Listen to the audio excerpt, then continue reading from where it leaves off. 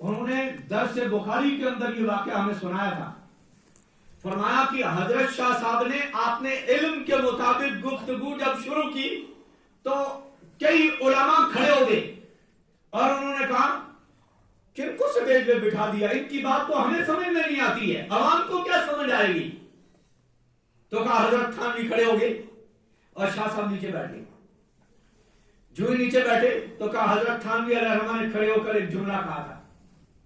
हजरत थानवी अलैहिर्रहमान ने फरमाया, कहा लोगों, एजाज कुरान यानी कुरान कैसा अलबीला कलाम है कि कैसा मौजज़ा है, और इस पर गुफ्तगू करने के लिए हजरत अल्लामा मोहम्मद अनवर शाह अलैहिर्रहमान जब बैठे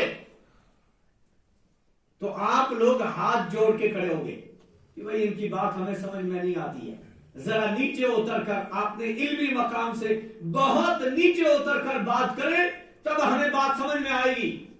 कहा ये तो हजरत शाह साहब हैं जिन्होंने आपने इल्म के मुताबिक कलाम शुरू किया, आप हाथ जोड़ के खड़े हो गए। कहा अल्लाह जल्ला शानहू ने भी कुरान, और तुम दावा करते हो हम कुरान समझ गए। कहा कुरान करीम में भी बाद जगह में अल्लाह जल्ला शानहू ने आपने इल्म के मुताबिक कलाम किया है।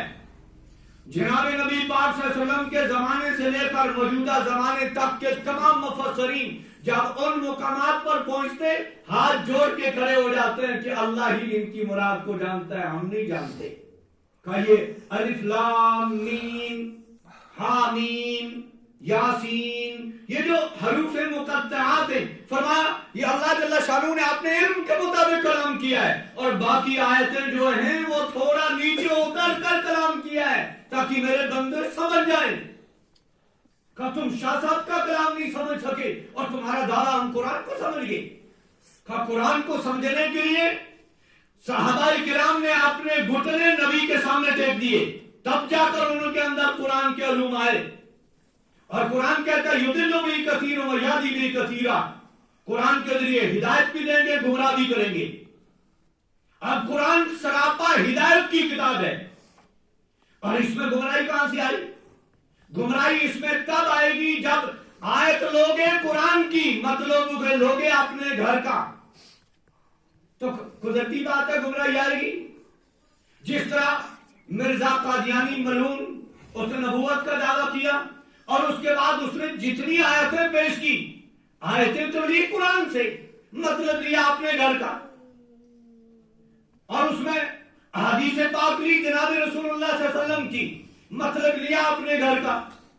भाई हदीस आप नबी की ले रहे हो तो मतलब भी नबी का लो, कुरान आयत आप कुरान की ले रहे हो तो मतलब फिर नबी की खिदमत से नबी से पूछो कि इसका मतलब क्या है। तो कुरान जब इंसान हदीस को गलत पढ़ता है यानी उसका गलत तर्जुमा करता है, गलत मतलब निकालता है, गलत अकीदा उससे गढ़ता है तो गुमराह हो जाता है। सहाबाए किराम रज़ियल्लाहु अन्हुम अजमाइन उन्होंने अहादीस भी रसूलुल्लाह सल्लल्लाहु अलैहि वसल्लम से सीखी और कुरान करीम को भी सीखा। कुरान के साथ में इसीलिए अल्लाह ताला ने अपने नबी को भेजा।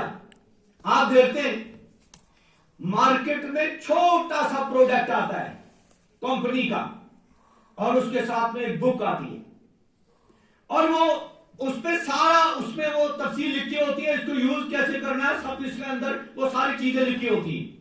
लेकिन बाज प्रोडक्ट ऐसे होते हैं कि उनके साथ में खाली बुक पर इक्तिफा नहीं करते, साथ में इंजीनियर आते हैं और वो इंजीनियर आकर उसके यूज करने का तरीका बताते हैं। होता है नहीं होता है?